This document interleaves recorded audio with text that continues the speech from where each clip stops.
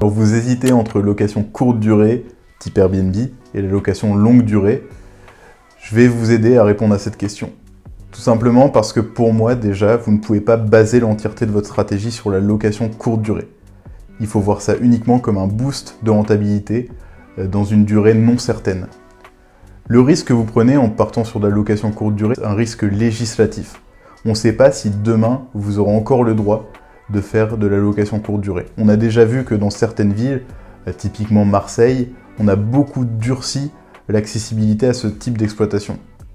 Il y a quelques temps, vous pouviez en faire pleinement. Au bout d'un moment, on a réduit à 9 mois sur 12. Et maintenant, c'est carrément, si vous souhaitez faire de la courte durée, vous devez compenser par un bien en location longue durée à côté.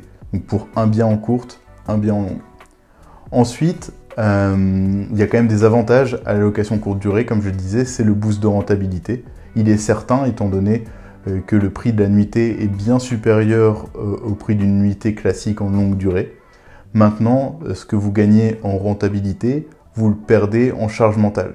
La location courte durée, c'est plus de gestion, c'est aussi plus d'usure du bien et des meubles, et c'est plus de frais de manière globale.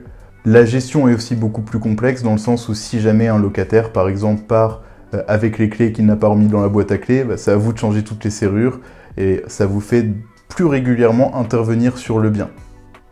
Au-delà de ça, il y a certaines copropriétés qui tout simplement n'acceptent pas le fait d'avoir un bien en location courte durée dans la copro.